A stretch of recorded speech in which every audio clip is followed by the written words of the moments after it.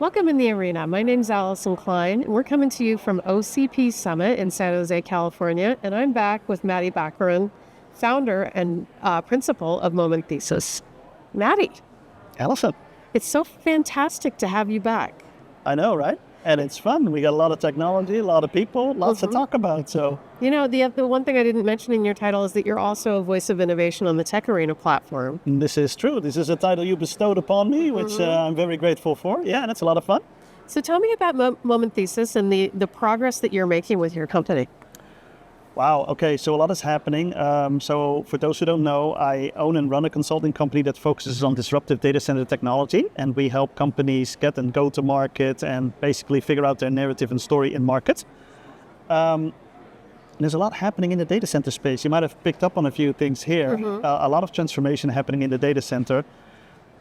And it is so diverse, and the speed of it's so fast right now.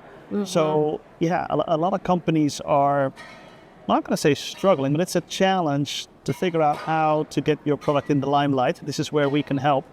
So for me, business has been picking up, which is really great. And the benefit of being an entrepreneur is like, you're a kid in a candy store. You can pick the technologies and the things you really like. And there's a lot to pick from right now. So good times. Now, I know you're deep into OCP, and this summit, oh my God, like, it's like, I thought last year's summit was incredible, but this one is off the hook. Over 11,000 people. Yeah. This open letter coming out saying that we must move faster and we must do it with open standards. Yeah. How do you take where OCP is today in terms of its relative influence on data centers? So its influence is growing. And first of all, hats off to the OCP community and the OCP Foundation, right? I mean, pulling all of that innovation into one place. And I mean, the big names are fully on board with this, right? I think a game changer was when NVIDIA adopted. But before that, you had Microsoft, you had Google. Everybody was already sort of on this train. But as the speed of innovation is increasing, so is the adoption of OCP. It's almost like there's a correlation. And you just said it. Open standards, right? Open is the innovation engine, and that's what the OCP Foundation embodies. So I think that would be my short answer. My longer answer would be just look at the variation and the myriad of technologies that are coming at us, and it's not just the pace. I really liked what the gentleman in the Google keynote said.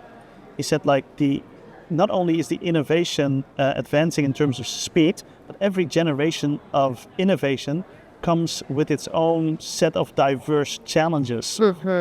So it's like, that's like a compounding factor. So this industry is going through a tremendous change, and you can see it on the shop floor. I mean, every time I go to a show now, I think my metric is the size of the CDUs, right? Okay.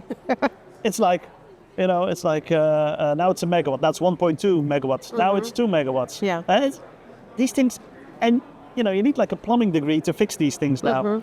So it's just massive, and it's a bellwether for where the industry is going. And here's my question to you: is this going to last? Well, I think that we're just right at the beginning of the adoption curve. Right. And so I do think it's going to last. And I think that when you think about it, it was in November of 22 that ChatGPT was announced. Yeah. That is less than 3 years ago. Yeah. And I think that when you think about the broad application of generative AI, it's just starting in enterprise. Yeah. So when you think about that, the amount of infrastructure that needs to fuel this over the next half decade is astounding. Yeah. And I think that there's one other thing in there. I think that OCP sent a huge signal that the future of computing is heterogeneous. They announced 3 new members of the board, ARM, NVIDIA, AMD. And that is interesting, by the way. Yes, I agree. Yeah. I mean, that shows that when it comes to choice, this is going down into the silicon level. It's going all the way up into the solution stack level, and design points are shifting to the rack scale. Yeah. Well, you call it design points. I would also say some of the design fundamentals are being shaken, changed, or basically just disabandoned, and new ones are being established. And these are things that we've worked with in the industry as foundational for decades. But you gotta wonder, though, at some point, right? the rate of innovation is great, but the rate of power consumption, the rate of cooling, I mean, look at the size of the data centers. It's a little right? problematic, yes. And that comes with its challenge. So, I mean, there's this rumor, are we in an AI bubble? That is in the back of my mind as well. As great as all the innovation and everything is, I do wonder sometimes, like, where are we going? And we hear a lot about the hyperscalers here, but there's also, all the other players are out there. What are they doing with this innovation? How are they tracking? And that's great about open, because open is not just for the one, it's for all, right? The OCP tagline is hyperscale innovation for all. I do think the hyperscalers are the innovators. And there's just so much to unpack here.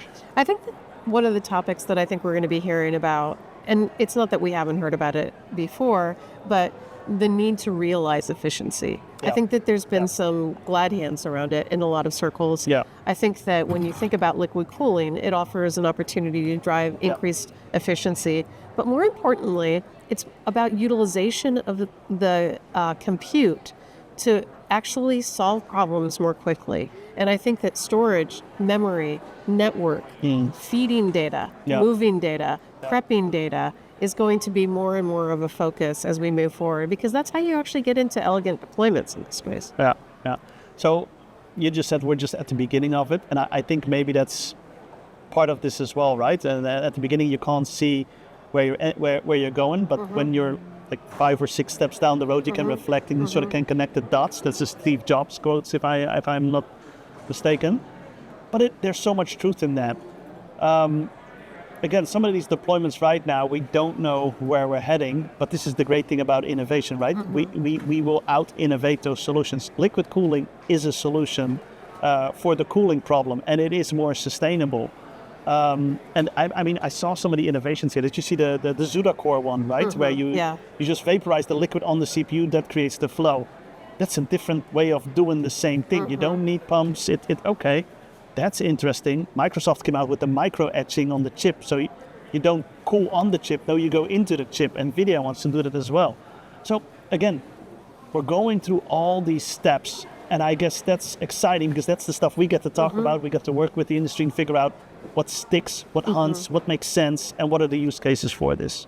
I think that this year I'm talking to a lot of companies too that provide foundational technology to make data center infrastructure actually take flight.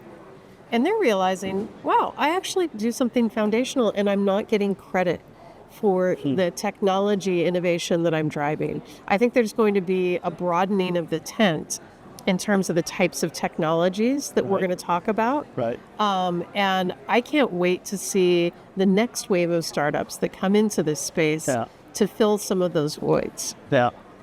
This is an interesting one because so AI, I mean, it's been debated in so many ways, right?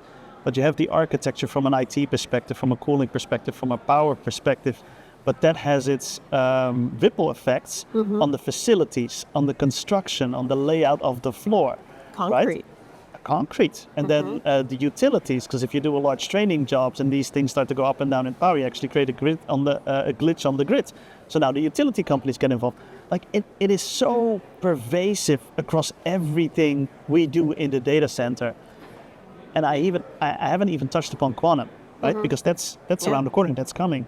What are optical interconnects going to do? Because everything now is based on copper, right? We're going to these double width racks. Have you seen them?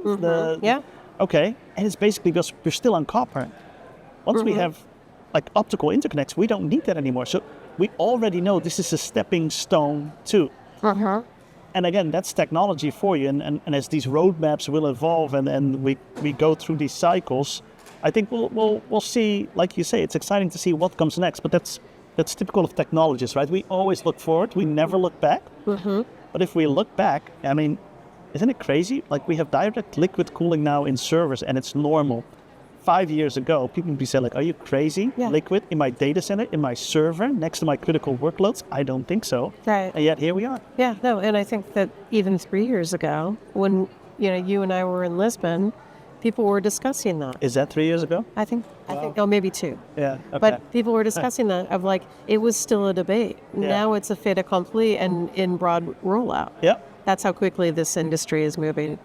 Now, I would be remiss if I didn't mention a big announcement from you today the OCP Academy. Why don't you tell me about that? Okay, so this is exciting, right? So as I said, open is an innovation engine, and I believe as a person, but also as a company, right, it's about giving back as well. So I was approached by the OCP Foundation if I wanted to help them out on creating an e-learning course in their upcoming, I can now talk about it, which is really cool, by the way. It's the first time I'm doing that. If I could help them with the OCP Academy, so it's a learning platform for people to learn about technologies. And again, it being open, it means it lowers the barriers to entry for people to get into this space. But one of the most fundamental things is the data center itself. What is a data center? How does it function? What are some of the high-level technologies and mechanisms? And so I got to summarize that and build this e-learning course, which, by the way, is a fun thing to do. It takes a lot of time, but it's a fun thing to do. And everybody here, you can go to the OCP Academy, look for the data center basics training, and I'll walk you straight through, and we'll have some fun along the way. That's fantastic. I can't wait to see your first session. I will definitely check it out. Okay. Now, I want to ask you about Europe. And, you're based in Europe. You understand European markets. You understand global markets. OCP Europe, biggest ever this year in Dublin. OCP Asia, huge success for the organization. What does this say about the data center community and where innovation is taking place? And how do you look at something like the flagship summit in San Jose, in the heart of Silicon Valley, versus some of the regional events? Yeah, so I think this is a really good question. And actually, this is one I've been pondering a little bit this week. So first of all, the scale of this event versus the other events, I mean, that's just night and day, right? And I mean, it's for good reasons. So the hyperscalers are here. This is close to where the innovation happens. So I totally get that.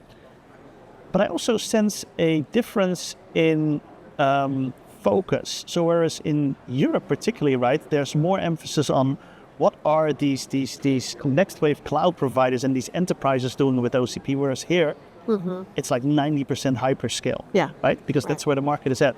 And then if you'll remember in the keynote, there was the IDC report that was this number of $259 billion, market share, and a large portion of that was the US.